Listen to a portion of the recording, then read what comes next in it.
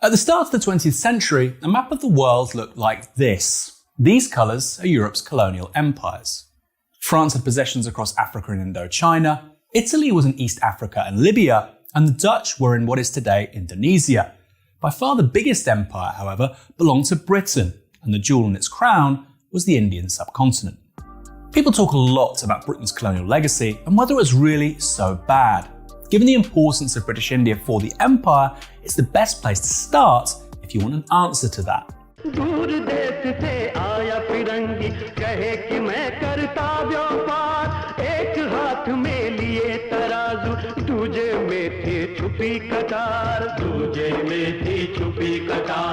It's important to say that the Indian subcontinent, at that time the Mughal Empire, wasn't conquered by Britain, but rather a British corporation. Its name was the East India Company. The Mughal Empire of the 18th century was politically volatile, but also immensely wealthy. According to economic historian Angus Maddison, its share of the world economy in 1700 was 23%, pretty much the same as the whole of Europe combined, or the United States today. Although the East India Company started life in the early 1600s, it was only a century later, after the sack of Delhi by the Persian king Nader Shah, that the Mughal Empire effectively collapsed. That created a political vacuum, with warring principalities and factions becoming increasingly distrustful of one another. For the East India Company, this presented a major opportunity, and in 1757 Robert Clive, who came to be known as Clive of India, won the Battle of Plassey.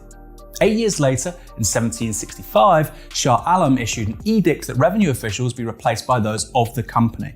A private corporation with its own army now controlled one of the largest and wealthiest states on earth. Over the following century, the area they controlled significantly expanded. That was until the Indian Mutiny of 1857, at which point the British government administered the country instead. Things would remain that way until India gained independence in 1947. So on balance, over those 2 centuries, did Britain make any positive contribution to India by making it a part of the British Empire? We look back on that period now as just awful, don't we? I think there was some good bits and there were some less than good bits. You look at the fact that we introduced parliamentary democracy to a lot of countries, this sort of civil service system of government, which all of these countries, or a lot of these countries, are still using today. The British put in a system that actually brought about education, that actually brought about partial emancipation of women, that actually brought about democracy, that made India where it is today. It's time to stop seeing empire as a dirty word. First, let's talk about the economy. When Clive triumphed at the Battle of Plassey, the Mughal Empire comprised around 23% of the world economy. By 1947, as the British withdrew, that figure had fallen to 4%. The reason why was that in the intervening 200 years, the industrialisation of Britain had come to depend on the deindustrialisation of South Asia. Take textile manufacture as one example. In the early 18th century, India enjoyed a 25% share of the global trade in textiles. But by 1834, Lord Bentinck declared that the bones of the cotton weavers were bleaching the plains of India. Meanwhile, exports of British textiles to India soared, with 1 billion yards entering the latter each year after 1870. Things were so bad that by 1896, India produced only 8% of the cloth consumed domestically, meaning it had gone from an exporting powerhouse to serving a tiny portion of domestic demand. It wasn't an accident that Britain became the workshop of the world, starting with cotton manufactures, something which would have been impossible without force. Indeed, according to one economist, Britain took around $45 trillion out of India between 1765 and 1938. That's 14.5 times the size of the British economy today. This primarily happened through trade. Prior to the 18th century, Britain bought things from Indian producers and would pay for them with precious metals, generally silver. But this changed after 1765, when the East India Company established a monopoly over Indian trade. They then began collecting taxes in India, using a portion of those revenues, typically a third, to fund the purchase of Indian goods for British use. In other words, instead of paying for Indian goods, British traders acquired them for free. लेकिन इन अंग्रेजों पर ज़्यादा एतबार मत करना रज़ा खान। इसके बावजूद किसानों पर जोर डालते हैं कि वो सस्ता बेचें, महंगा खरीदें. Some of these essentially stolen goods were consumed in Britain while the rest were exported elsewhere. This allowed Britain to finance a flow of imports from Europe, including materials like iron, tar, and timber, which were critical for, you guessed it, Britain's Industrial Revolution. But India's exploitation wasn't merely limited to economics and resources. By the late 19th century, 2/3 of the British Empire's standing army was paid for by Indian taxes. And by 1922, around 2/3 of the Indian government's revenues paid for British Indian troops abroad. Indians weren't just paying for their own subjugation, but that of others too. British India also paid in blood, with over 1 million Indian troops serving during the First World War, suffering an estimated 74,000 casualties, a statistic which is generally neglected. Then there was the Second World War, which Britain joined in order to defend the sovereignty of Poland, yet it did so while maintaining an empire. What is more, it was India that contributed the largest number of soldiers to British imperial forces, raising the largest volunteer force in history, around 2.5 million men by 1945. Meanwhile, the country's elected political leadership, the Congress Party, was in prison. 87,000 soldiers from the Indian Empire lost their lives fighting for democracy, and yet the very politicians they elected were in prison. Some British officers were honest about the scale of British India's contribution, with Field Marshal Sir Claude Auchinleck, Commander-in-Chief of the Indian Army, admitting that the British couldn't have come through both World War I and II if they hadn't had the Indian Army. Indeed, in its darkest hour, Britain relied on India to get through, something forgotten today when people say it stood alone. Finally, there's famine, with around 30 million people dying as a result of starvation under British rule.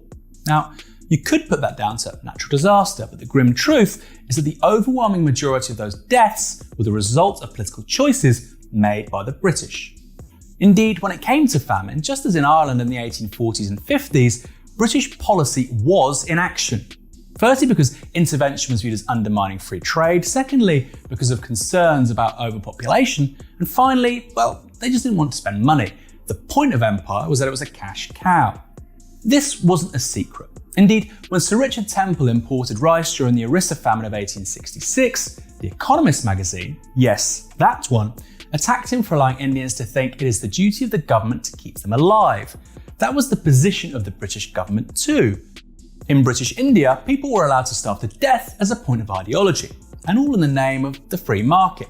That's no different to the forced collectivizations that killed millions during the 20th century. Unsurprisingly then, the last famine on the Indian subcontinent was in 1943, shortly before the British departed.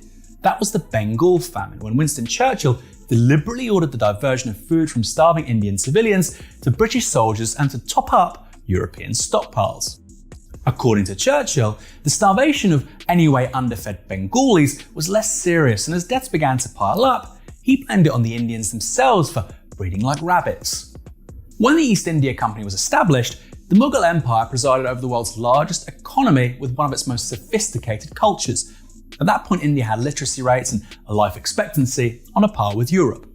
When Britain departed the subcontinent in 1947, by contrast, it left a society with 16% literacy, a life expectancy of 31, and 90% of people living below the poverty line. Compare that to Japan, which achieved 90% literacy after the Meiji Restoration and rapid development during the late 19th century. The key difference, of course, is that Japan was never colonized. Yet despite all of this, a poll by YouGov in 2020 found that only 17% of Brits think the countries Britain colonized were worse off as a result, with almost twice as many thinking they benefited. It's one thing to say Britain's empire is in the past, but it's quite another to insist that imposing poverty and starvation on hundreds of millions of people was actually good for them. It brought order, security, education, and democracy to much of the world. When asked whether the empire was something to be proud or ashamed of, 32% claimed to feel proud of the empire, while 19% were ashamed. Personally speaking, I don't feel shame for things I haven't done, but pride in what exactly? Theft? Starvation? Mass murder? The only way to make sense of such findings is to accept that even today, people don't know the truth about the British Empire and how gruesome it really was. Given recent calls from politicians that we should learn about our history rather than seek to erase it, all I can say is, I couldn't agree more. But let's start by teaching the truth about the British Empire and how it took one of the world's wealthiest countries and turned it into one of the poorest. If you enjoyed this video, there are two things you can do which won't cost you a thing. Like this video and subscribe to the Novara Media YouTube channel. And if you want to see more like it, help us build a new media for a different politics. Go to novaramedia.com/support.